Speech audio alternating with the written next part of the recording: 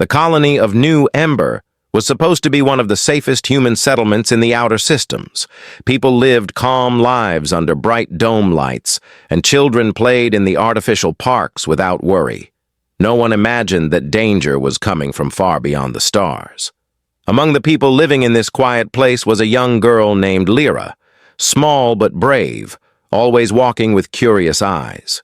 She did not know that she had become the target of something dark, something that had been watching her from the shadows of space. The first sign of trouble came when strange signals appeared around the colony's communication towers. Engineers checked every system, and everything looked normal. But the signals did not stop. They came closer every day, like whispers trying to break into the network. The colony guards increased their patrols, yet no one understood the real threat.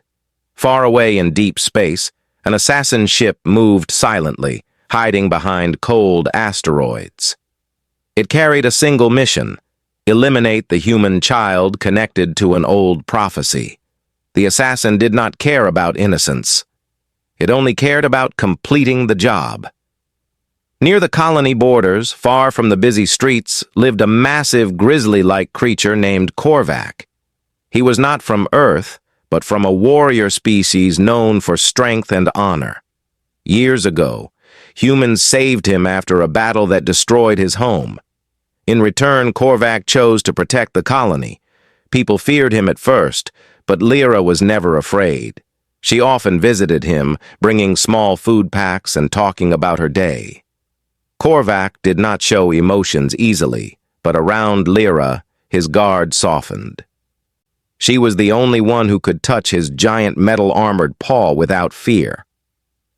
One afternoon, while Lyra was walking along the edge of the forest dome, Korvac sensed something strange. His glowing blue eyes narrowed. The wind carried a scent he had never smelled before, cold, sharp, like machines mixed with poison. He stood up slowly, his metal implants humming as they activated. Lyra looked at him, confused. She had never seen him so alert. Korvac stared toward the sky where a thin black streak moved behind the clouds. It was small and fast, almost invisible, but Korvac felt the danger deep in his bones. Someone had entered their world. Inside the colony, security teams reported brief shadows on their scanners. They believed it was just wildlife or minor glitches. But Korvac knew better. He walked closer to Lyra, placing himself between her and the open field. His instincts screamed that something was coming. The girl held his fur gently, trying to understand. Korvac could not explain it to her with words, but his actions were clear.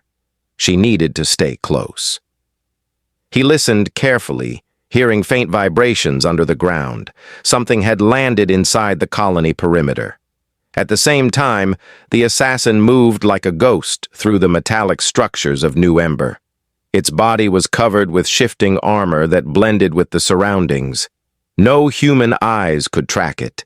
It carried weapons designed to kill silently and leave no trace. The assassin scanned the colony map and located Lyra's energy signature. A cold voice inside its mind confirmed the order. Eliminate the child immediately. With every step, it calculated paths, escape routes, and the fastest way to finish the mission. It did not expect resistance. It did not know Korvac was waiting. Lyra continued walking, unaware that her peaceful world was changing. She spoke to Korvac about her school lessons, showing him a small drawing she made. Korvac tried to focus, but his ears twitched at every sound. The forest dome grew strangely quiet. Birds hidden in the branches stopped singing. Even the air felt heavier. Lyra noticed the silence and looked around nervously. Korvac lowered his massive body, pushing her gently behind him. The ground trembled softly as something approached from the direction of the old maintenance tunnels. A metallic echo came from the shadows. Lyra froze. Korvac growled, his deep voice vibrating through the air. The assassin stepped out, its armor glowing faintly with blue lines. Its single red eye locked onto the girl. Lyra felt her heart race, but Korvac stood unshaken. The assassin analyzed Korvac for a brief moment. It recognized him as a threat, but not an impossible one. With a quiet, mechanical hiss, the assassin activated a blade on its arm, preparing to strike. Lyra gasped and stepped back, clutching Korvac's fur. Korvac roared with a power that shook the trees. His roar was not just anger, it was a warning. The assassin did not care. It rushed forward with lightning speed, aiming for the girl. Korvac moved faster than Lyra had ever seen. His claws dug into the ground as he leaped, blocking the path. The assassin's blade slashed across his shoulder, sparking against metal implants. Korvac ignored the pain and struck back, hitting the assassin with enough force to send it crashing into a metal pillar. Lyra watched in shock, understanding for the first time that someone wanted her dead. But the assassin rose again. Its armor shifted, repairing itself. It studied Korvac's movements, planning the next attack. Korvac positioned himself in front of Lyra, ready to fight until his last breath. The colony alarms finally activated, signaling a breach. Guards rushed toward the area, but they were far away. For now, Lyra's life depended only on the massive alien grizzly who had chosen to protect her. The forest dome lights flickered, casting long shadows as both enemies prepared for another clash. The quiet colony of New Ember had become a battlefield, and the real war was only beginning. The alarms of New Ember echoed through the colony, but inside the forest dome, Lyra heard nothing except her fast heartbeat and Korvac's heavy breathing. The assassin stood again, its armor shifting like liquid metal. Cold blue light spread across its body as it scanned Korvac's damaged shoulder. The blade strike had cut deeply, yet Korvac did not step back. He lowered his stance. Claws extended, eyes bright with determination. Lyra stayed close behind him, trembling but refusing to run without him. The assassin moved first. It dashed across the field with unnatural speed, leaving faint black trails behind its feet. Korvac reacted immediately. He slammed his paw into the ground, breaking the metal floor beneath him, and shot forward like a massive boulder. Their bodies crashed together in a burst of sparks. Korvac's strength pushed the assassin back, but the assassin responded with a shockwave that sent Korvac sliding across the dirt. Lyra covered her ears as the loud crack filled the air. Korvac growled but stood up again. His implants glowed brighter, feeding energy into his limbs. Lyra looked at the glowing marks and realized something important. Korvac was stronger than she ever knew. She felt tears in her eyes, not from fear, but from the thought that he was fighting because of her. The assassin turned its red eye toward her, analyzing her small frame, searching for an opening. Korvac stepped sideways, blocking the line of sight again. The doors to the dome burst open as a small group of colony guards rushed in, holding rifles. They shouted warnings, but the assassin ignored them. With a quick gesture, it threw a thin disc toward the guards. The disc exploded into a bright flash, sending them to the ground, stunned but alive. Lyra cried out, thinking they were hurt badly, but Korvac kept his focus on the real threat. He knew the assassin could not be distracted by noise or numbers. The assassin leaped high, landing on top of a metal beam that stretched across the dome. From there, it aimed a glowing energy dart directly at Lyra. Korvac saw the charge building. He ran toward her, grabbing her gently in his massive paw and rolling them both behind a thick support pillar. The dart hit the pillar, melting a chunk of metal instantly. Lyra pressed close to Korvac's warm fur as debris rained around them. Korvac placed her safely on the ground and stepped out again. The assassin aimed another dart, but Korvac slammed into the beam, shaking the entire structure. The assassin lost its balance for a moment. Korvac jumped and grabbed the beam with his claws, pulling it down. The metal bent under his strength until it snapped. The assassin fell with it, landing in a shower of sparks. Korvac dropped beside it, ready to strike. The assassin reacted fast. It activated a hidden blade from its leg and slashed across Korvac's side. Korvac roared in pain, stumbling back. Lyra screamed his name, her voice breaking. The assassin heard her and turned toward her again. Korvac pushed himself up, gripping the ground to stop the assassin's advance. He refused to let it pass. His breathing grew rough, but his eyes remained bright with fierce protection. Lyra saw something lying in the fallen debris, a small metal pipe. It was useless against the assassin, yet she grabbed it anyway. Her hands shook, but she stood up. She knew she could not fight, but she also knew she could not stay frozen. Korvac noticed her bravery and felt a surge of strength.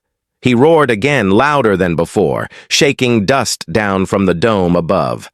The assassin jumped forward, but Korvac met it halfway. Their bodies collided in a violent blur. Claws scraped metal. Sparks flew with every strike. Korvac managed to pin the assassin to the ground, crushing its arm.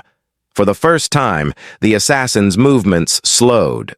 Korvac lifted the broken arm and threw it aside, but the assassin was not finished. It twisted its body and fired a short-range pulse into Korvac's chest. The pulse knocked Korvac back several steps, leaving a smoking mark on his armor. Lyra ran to Korvac, placing her small hand on his fur. His breathing was heavy, but his eyes softened when he looked at her. She whispered that she needed him, that she was not going to leave him alone. Korvac pushed himself up once more. The assassin approached slowly, its movements careful as it scanned both of them. It recalculated the situation and prepared for the final strike. The dome lights flickered again, but this time, something different happened. A deep mechanical hum came from the far side of the dome. A thick energy barrier suddenly activated around the area, triggered by the colony defense system. The barrier trapped Korvac, Lyra, and the assassin inside a circular field. No guards could enter, and nothing inside could escape. The system had detected a deadly threat and sealed the area automatically. Korvac looked at the glowing barrier and then at Lyra. He knew what this meant. The fight would end here. No outside help was coming. The assassin also understood. It lowered its stance and extended new blades from its wrists, sharper and longer than before. Lyra felt a cold fear run through her, but she stayed close to Korvac. She knew that running would only make her a target. Korvac stood tall, ignoring the pain, focusing only on the single purpose in his heart: protect the child. His blue eyes brightened to their strongest glow. The assassin's red eye shone in answer, ready for the final attack. The air felt heavy, thick with energy. The dome itself seemed to hold its breath. In that moment, Lyra realized something she had never understood before. Korvac was not just her friend. He was a guardian chosen by fate, standing between her and a darkness she never knew existed. She whispered his name softly, letting him know she believed in him. Korvac lifted his head, roared again, and charged forward with everything he had left. The assassin moved, too, faster than before, blades ready to strike. Their bodies met in the center of the dome in a violent impact that shook the ground beneath their feet. The final battle had begun, and the future of the child depended on the strength of the Grizzly Protector. The ground shook when Korvac and the assassin collided again. Their bodies crashed with so much force that dust and broken metal rose in the air. Lyra covered her face, trying to see through the haze. She felt the heavy shock of each strike in her chest, as if the battle echoed inside her. The glowing barrier around them vibrated with every hit, trapping the deadly fight inside the dome. Korvac pushed the assassin back with his massive paws, his claws tearing across the armor. Sparks flew with every swipe. But the assassin's armor changed shape, repairing dents and closing cuts almost instantly. It moved with cold precision, spinning and striking with blades that extended from its arms and legs. Korvac roared in pain when one blade cut across his chest, leaving a glowing scar. He stumbled, but did not fall. Lyra watched with fear and helplessness. She wanted to run to him, to hold him, but she knew she would only distract him. Instead, she searched the ground for anything she could use. Broken metal pieces, fallen wires, shattered glass, none of it could help fight the assassin. She felt small and powerless. She whispered for Korvac to stay strong. The assassin sprang forward again, moving so fast it barely touched the ground. It aimed a blade strike toward Korvac's neck. Korvac ducked and swung his heavy paw upward. The blow connected with the assassin's jaw, sending it spinning through the air. It landed hard, its armor flickering with glitching lights. Korvac seized the moment, charging before it could stand. He pinned the assassin to the ground with both paws, growling deeply. The dome floor cracked under the force. Korvac pressed harder, trying to crush the assassin's core, but the assassin's armor released a burst of electric energy that shocked Korvac violently. Korvac roared and rolled away, smoke rising from his implants. The assassin stood again, though its steps were slower this time. Lyra saw the assassin's movements shifting. Its red eye blinked rapidly, scanning and recalculating. It had taken damage. Real damage. Korvac forced himself upright, shaking off the smoke. His breathing was rough, but his spirit was steady. He locked eyes with the assassin, showing no fear. The assassin angled its head as if confused by Korvac's determination. It had expected a simple mission, not a battle of survival. The forest dome's artificial trees flickered as small fires began to spread. The air filled with the smell of burnt metal and melting plastic. Overhead, the colony speakers tried to announce evacuation orders, but inside the barrier, the message sounded broken and distant. Lyra held her ears, overwhelmed by the mix of noise and fear. Korvac noticed her distress. Even while facing the assassin, he looked back at her. The moment his eyes softened, the assassin attacked again. It dashed forward, blades extended, going straight for Lyra. Korvac reacted instantly. He jumped in front of her, taking the blade strike across his shoulder. Blood fell from the wound, dark and heavy. Lyra screamed as Korvac stumbled. The assassin advanced again, but Korvac struck its leg, breaking one of its joints. The assassin fell to one knee, its movement disrupted. Korvac used the chance to push Lyra behind a fallen metal beam. He placed his paw on her head gently, telling her without words to stay hidden. Lyra nodded quickly, tears rolling down her cheeks. The assassin rose once more, now limping. Its armor darkened as systems tried to repair themselves. It looked at Korvac with something close to frustration. The mission was taking longer and costing more energy than expected. But the assassin would not stop. It aimed a glowing red point at Korvac's chest, charging its strongest attack. Korvac straightened, ignoring the pain that spread through his body. He understood what was coming. He growled softly, almost like a farewell. But when he looked toward Lyra, a new strength filled his eyes. He would not fall here. Not while she was still in danger. He activated the deep power within his cybernetic implants. Blue energy rose across his fur like lightning running along his body. The assassin fired its attack, a beam of intense, burning energy. Korvac roared and rushed toward it, meeting the beam head-on. The impact pushed him back, burning his armor, but he did not slow down. He forced himself through the deadly blast until he reached the assassin. With a final burst of strength, he slammed his entire weight into it. The beam cut off suddenly as both of them crashed through a row of metal crates. The impact shook the dome again. Smoke and sparks filled the air, making it hard to see. Lyra stepped out from behind the beam, calling Korvac's name. Her voice cracked as she tried to see through the smoke. For several long moments, nothing moved. The assassin lay half-buried under the wreckage. Its armor flickered with broken lights. A deep crack ran down its chest, exposing its inner core. It tried to stand, but its limbs twitched weakly. It was damaged enough that its body could barely respond. Korvac lay on the ground nearby, breathing heavily. His fur was burned in many areas, and deep cuts covered his body. Lyra ran to him, falling to her knees. She pressed her hands against his wounds, tears dropping onto his fur. Korvac lifted his head slowly. Even now, he managed a gentle sound to comfort her, but the assassin was not finished. With the last of its power, it pushed away the debris, dragging itself toward Lyra.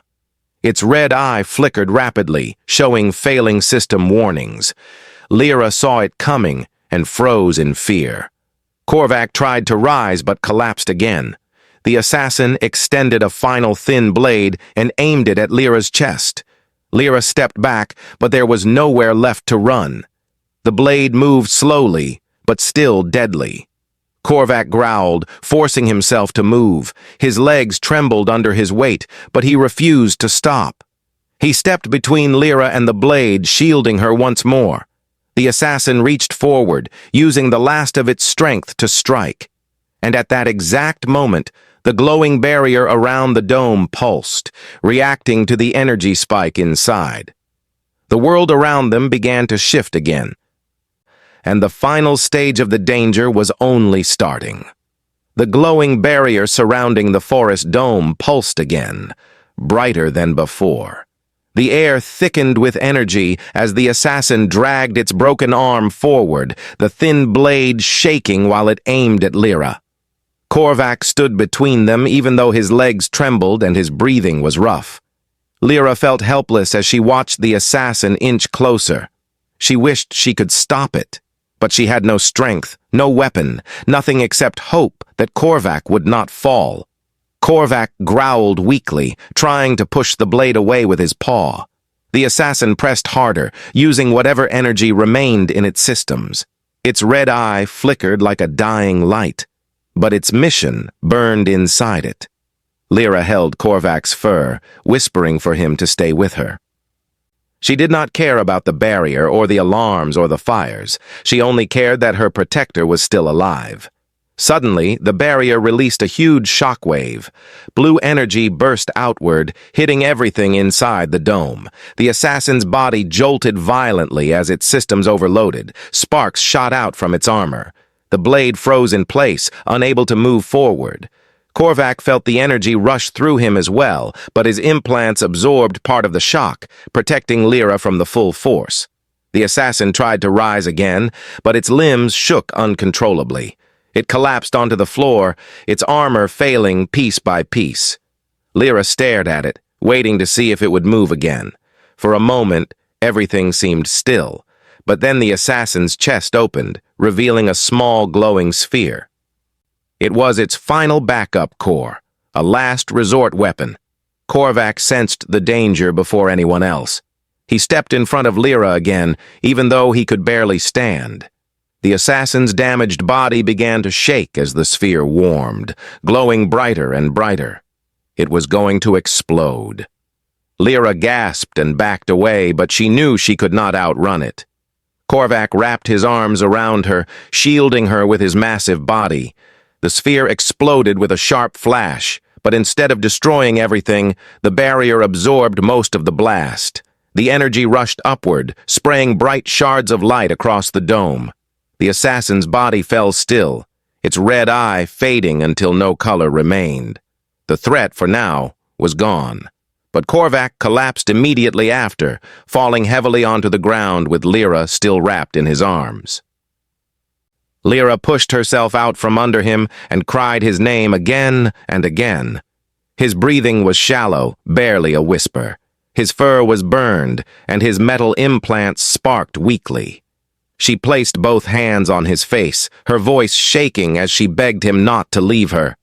Korvac opened his eyes slowly, offering a soft growl that meant he was still here, still fighting. Guards finally reached the outside edge of the barrier. They shouted for engineers to shut it down manually. The control panels sparked and smoked, but the engineers worked fast. The barrier flickered weakly, then vanished completely. A team rushed inside to help Lyra and Korvac. They checked the assassin's remains to confirm it was dead, then focused on Korvac. One guard tried to move Lyra away gently, but she refused. She held Korvac tightly, telling them he needed help, not distance.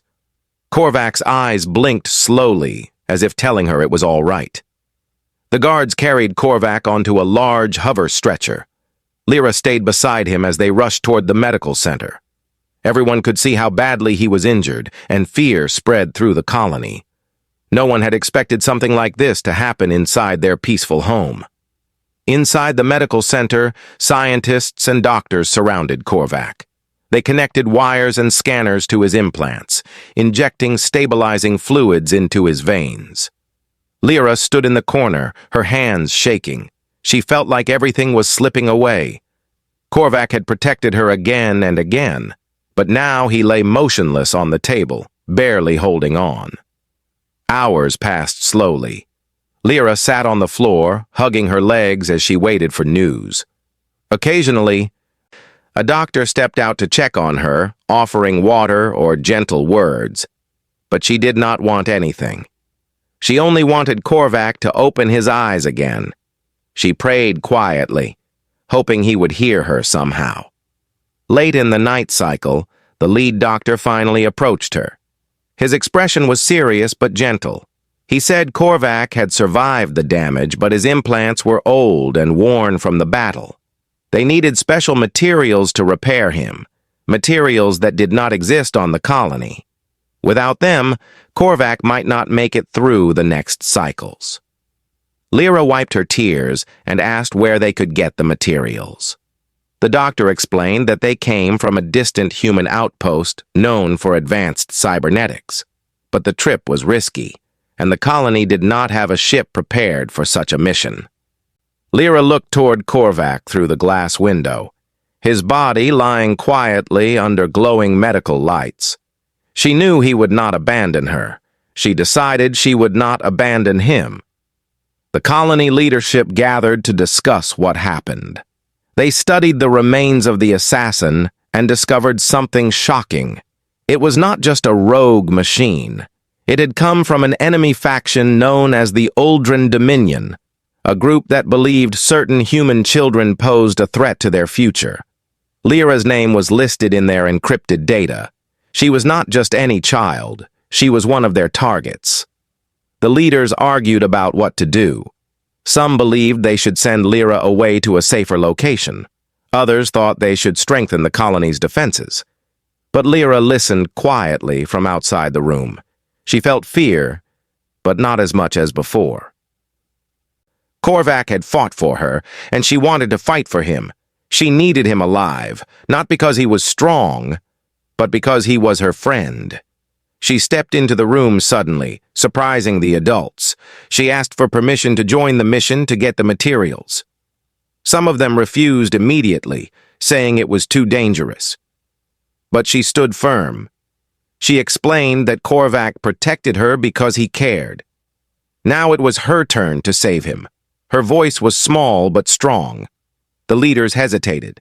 Finally, they agreed to send a small rescue team, and Lyra would be allowed to go only if she stayed under heavy protection. As preparations began, Lyra returned to Korvac's side. She touched his paw gently and whispered that she was going to bring back what he needed. She asked him to wait for her, no matter how hard it was. Korvac's eyes flickered faintly as if he heard her. She smiled through her tears. The journey ahead would be dangerous, but Lyra's heart was set. She would cross the stars if she had to. She would not let her protector die. The colony prepared for the mission with quiet urgency. Engineers worked through the night, repairing an old transport ship that had not flown in years. Its engines were weak, its shields outdated, and its navigation system needed full recalibration. But it was the only vessel capable of traveling to the outpost that carried the materials needed to save Korvac. Lyra stayed near the hangar the whole time, unwilling to go home or sleep. She watched the workers tighten bolts, replace wiring, and run tests again and again. Inside the medical center, Korvac remained still. Only the soft glow of the machines showed he was still alive. Lyra visited him every few hours, placing her hand gently on his paw and whispering that she was getting closer. She promised him she would not leave him behind. Each time she spoke, the monitors showed a faint rise in his heartbeat, giving her a small spark of hope. When morning cycle arrived, the mission team gathered in the hangar. There were 4 members: Captain Hale, a serious man with a scar on his chin; Mira, a calm engineer who always carried tools in her vest; Joran, a young pilot with sharp eyes; and Lyra, the smallest but most determined of them all. Hale looked at her with hesitation, still unsure if she should be allowed on the mission. But the colony leaders had agreed, and Hale did not want to break their decision. Before boarding, Lyra looked at the colony one more time. The dome lights flickered as repair teams fixed the damage from the assassin attack. Smoke stains covered parts of the ceiling. Some families watched silently as she walked to the ship. They knew her journey was dangerous, yet they admired her courage. For a moment, Lyra wondered if she should feel afraid, but her heart stayed focused on Korvac. That was enough. The ship lifted off the ground with a heavy rumble. Lyra sat by the small window, watching New Ember shrink beneath them. Her fingers curled around the straps of her seat. She felt the vibration of the engines and the cold hum of the metal around her.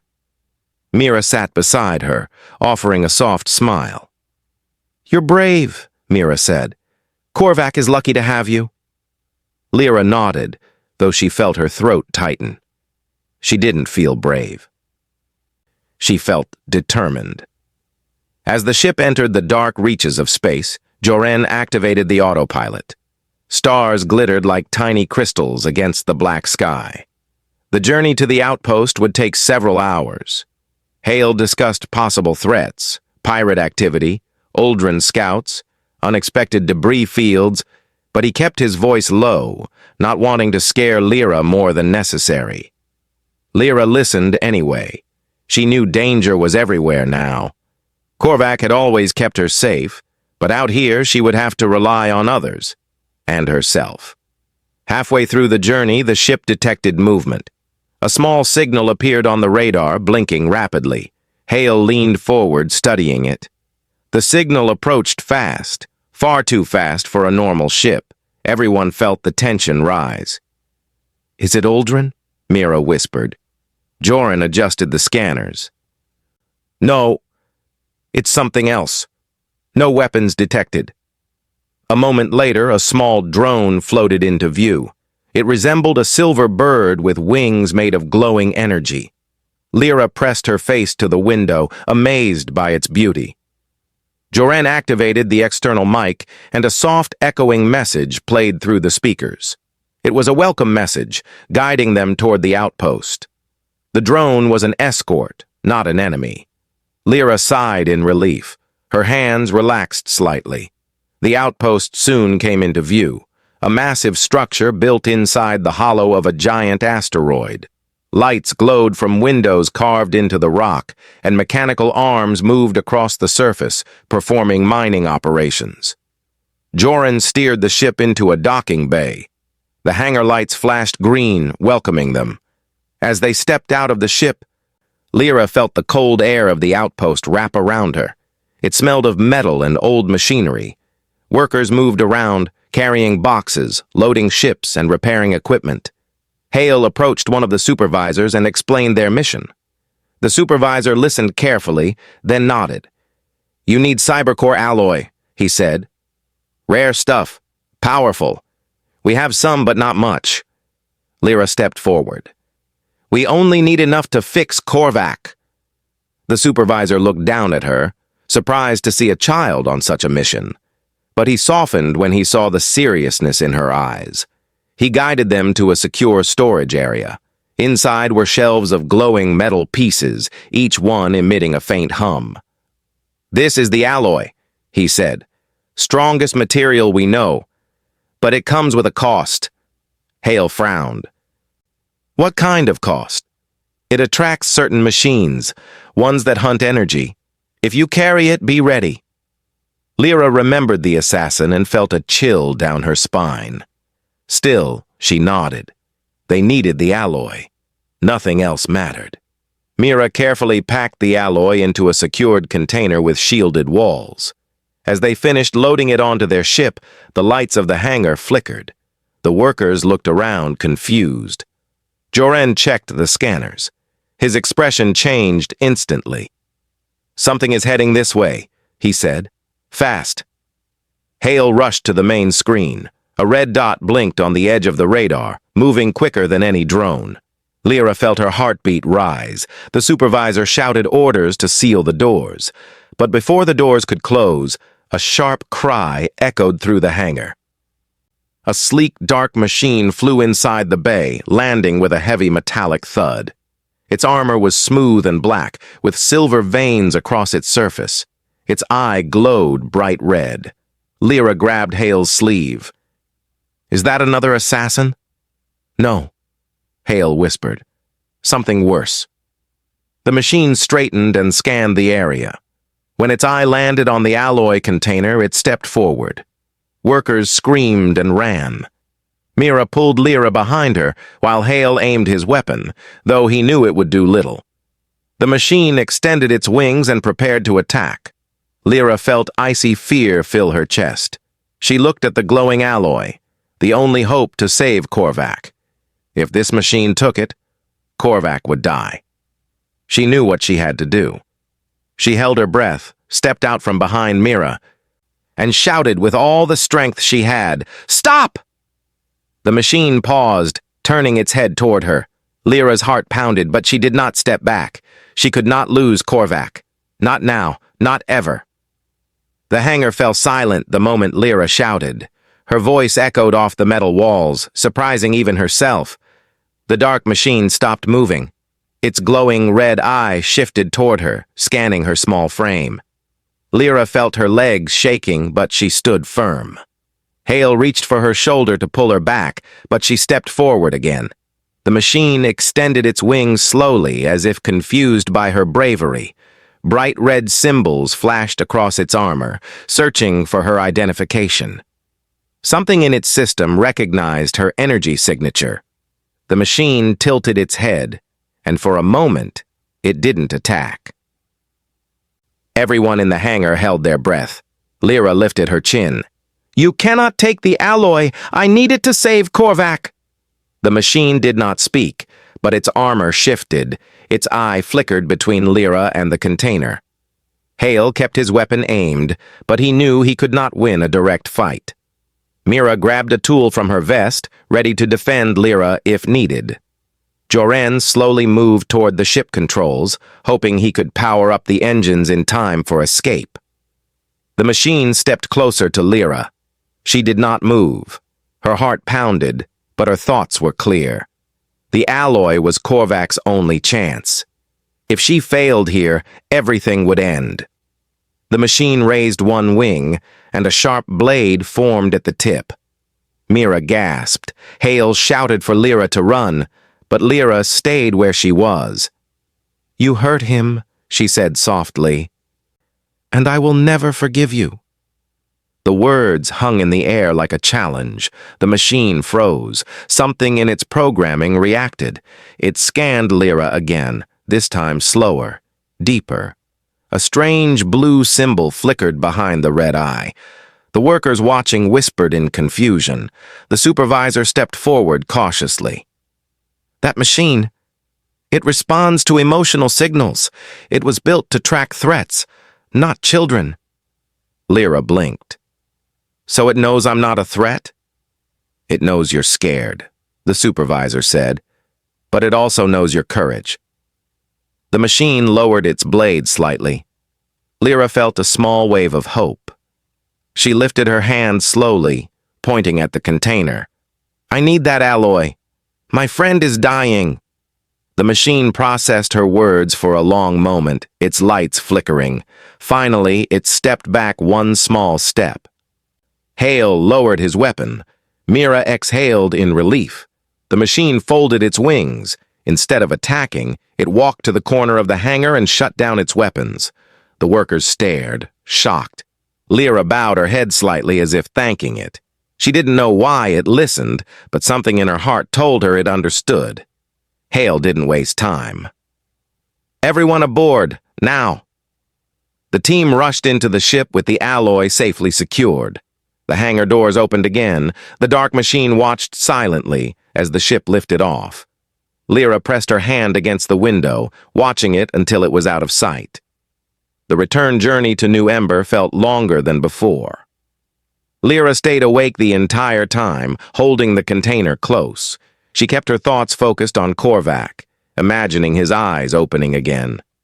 Every time she felt fear creep in, she whispered to herself that she was almost home. When the colony came into view, Lyra felt tears in her eyes. Smoke and repair lights still covered parts of the dome, but it was home. The moment the ship landed, medical teams rushed forward. They carried the alloy into the lab where Korvac waited. Lyra followed closely, her heart beating fast. Scientists worked quickly, melting the alloy into a glowing liquid and injecting it into Korvac's implants. The room filled with bright light as the alloy fused with his damaged systems. Sparks danced across his fur and the machines beeped rapidly. Lyra pressed her hands against the glass, watching without blinking. Hale, Mira, and Joran stood beside her, silent but hopeful. Hours passed. The glow faded. The machines slowed. The doctors stepped away, whispering to each other.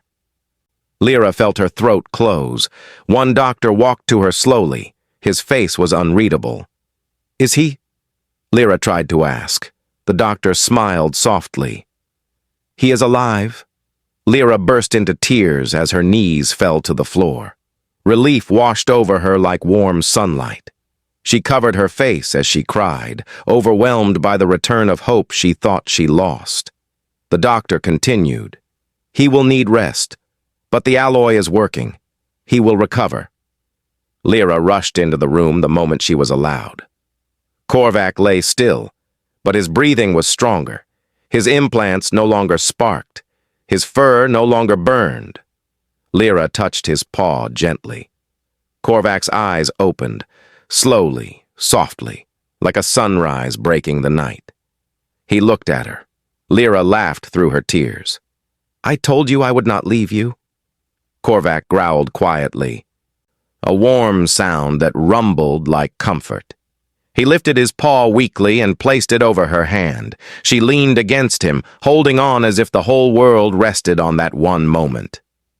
Later, the colony leaders visited them. They explained that the Uldren Dominion had marked Lyra for unknown reasons, but now they understood the danger more clearly. They promised to strengthen defenses, track incoming threats, and protect her and Korvac at all costs. Korvac, still recovering, growled low as if agreeing. Lyra only asked for one thing, that Korvac always stay by her side. The leaders agreed without hesitation. In the cycles that followed, Korvac healed fully. His implants shone brighter than ever. He became stronger, faster, and more connected to the colony's systems. Lyra visited him every day. They walked together through the restored forest dome, where peaceful light returned once again. The people of New Ember no longer feared Korvac. They honored him. They told stories about the great protector who fought a deadly assassin for a child. And Lyra was no longer just a child. She became a symbol of courage. The colony believed that if a small girl could face a machine with nothing but bravery, then anyone could find strength inside themselves. One quiet evening, Lyra sat with Korvac on a hill inside the dome. The artificial stars flickered above them. "You saved me," she whispered. Korvac looked at her with warm blue eyes. "And I saved you," she added, smiling. Korvac growled softly, a sound that meant agreement. Together they watched the stars, a protector and the child he guarded. A bond stronger than fear, stronger than metal, stronger than fate. Their story was not the end. It was the beginning of a legend.